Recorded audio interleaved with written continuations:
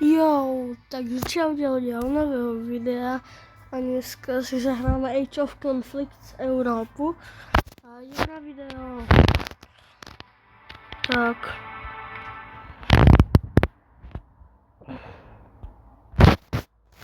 No, loading, no.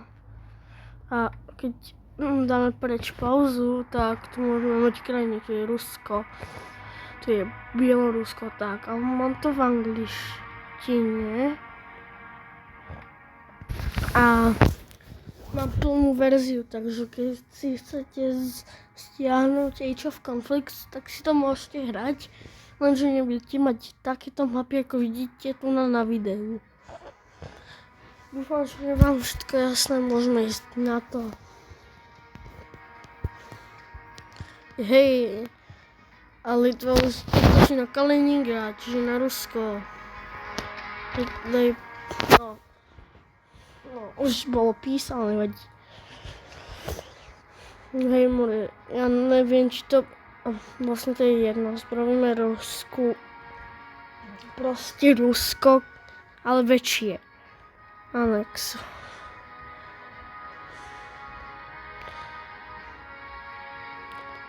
Anex. To anex. Anex. To som nechcel. Môj anex Polska. No, anex krajiny. Anex. Neptajte sa ma, prečo je tu aj tento štát, ktorý môžem vyslovovať, ale ja proste nechcú.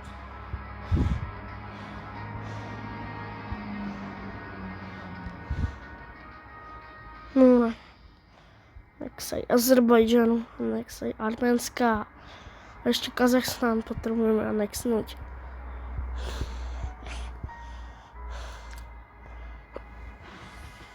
OK. A napíšeme tu Russian Empire.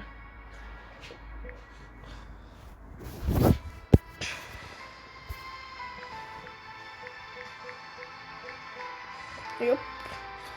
A už to máme. Počkajte ľudia, hneď sa vrátime. Jo ľudia, tak som späť a môžeme to spraviť. A rovno je vojna proti Norsku. Ale samozrejme, drž hub. Co? Musíme mať pauzu, ináč by sa niečo mohlo stať. A neviem spraviť Československo, ale to po druhej svetovej vojne. Wow. Slovakia. Československo. Tiež trošku hranica na Unii. Ale Maďarsko niečo chce anexnúť.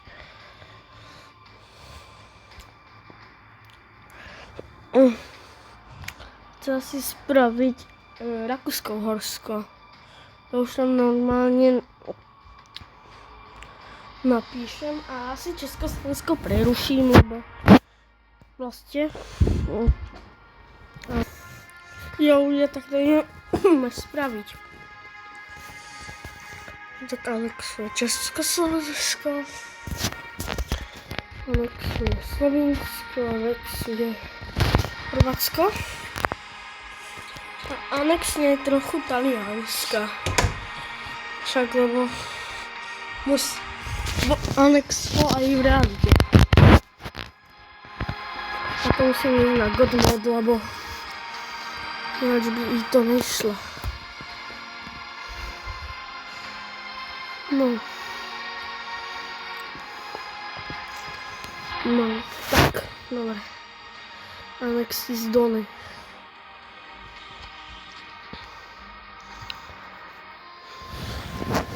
Ale to není všetko. Ešte trochu anexovať.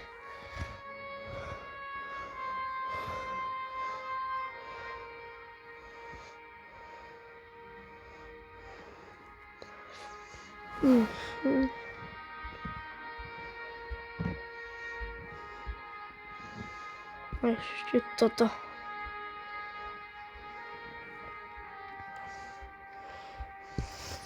Jo, tak to vyzeralo nejak Rakúsko-Uhorsko.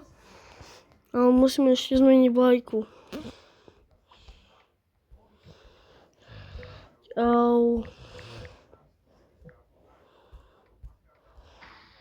Áno, tá vlajka to je.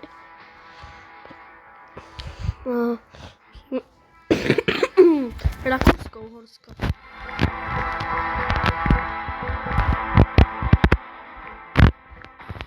Tak, Uhorsko.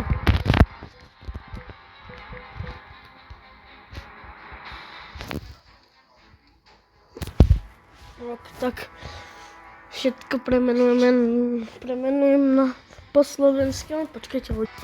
Takže ľudia, už som to dokončil. Dánsko. A do prdekáča. To si nevšimnete, v ďalšom dieli. Tento diel nás bude zaujímať proste táto časť, Stredná Európa. OK. Bavorsko random.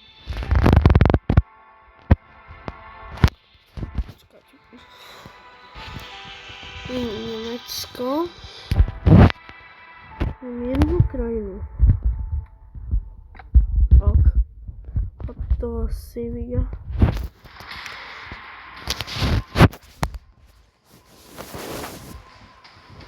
Hajduk. Hej, tak máme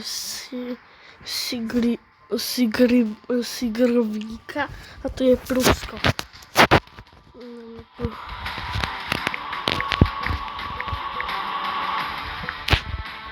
Prusko. Jo, toto možno. To premenujem na Prusko.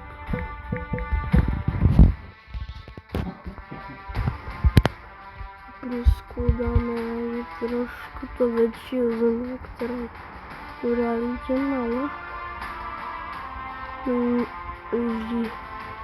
Není to veľké územie, ale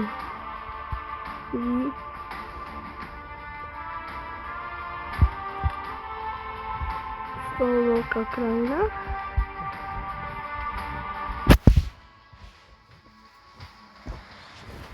A ešte tu na trošku mu dáme, keď tak v realite nemalo. Pozrieme na statistiky, ktoré je najvyššie. No, najväčšie. Prusko ešte za Veľkou Britániou, ale to nevadí. Je rok 2034 a ja neviem. A Prusko, Nemecko je malinké. Není zase tak veľké. To musíme premenovať. Bavorsko. Bavorsko. Jo. A Nemecko samotné je maličké.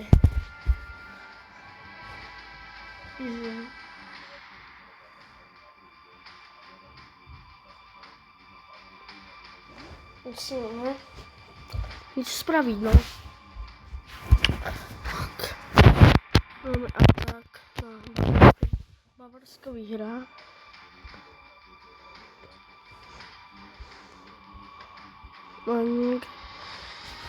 No, Srbsko. Čo sa tu deje? What the fuck? GG. Som niečo hovoril, diadeb. Proč mi to cyklo? Ľudia, počkajte. No, ľudia, dúfam, že to bude fungovať. Jo, už by. Super. Takže Rakúsko-Uhorsko, anexne Rumunsko. Dobre. A Kosovo na Severné Macedónsko. Bulharsko anexne jedného a anexne aj druhého. Dobre, Grécko anexne Albánsko. No, hej. vyhrají. A Rakousko-Uhorsko má atak proti Bulharsku. A kod moc si dal, tak by to mohlo hrať Rakousko-Uhorsko. Dúfam. Áno, malo, áno. No, som myslieť. A máme to na bitvu. To vôbec neviem. Aha. Prečo toľko veľa bitiev? To je jak na schvál. A čo každému je do prčic? Ne.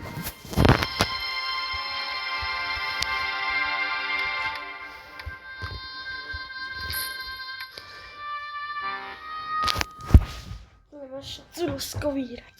Nemáš šancu. Je to Rakousko-Uhorsko vyhraje. No, že aj vyhral trochu, no. No, Nemecké veľké, no. No, neúplne, ale okej. Správne vedľa Rakúsko-Uhorsko to vyhraje.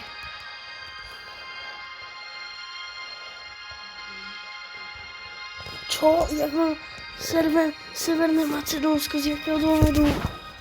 Jak som spavnulo? No nic, tak to som nečakal.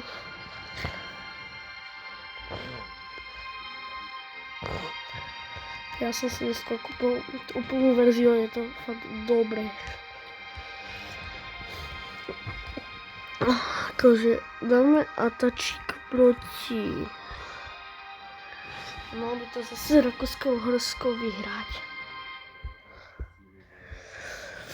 Rakúsko-Uhorsko normálne malo vyhrať. Proč to ide tak pomaly? Dobre, ale to není nejaká extra veľká bitva, no. Majú maličkú hranicu medzi sebou.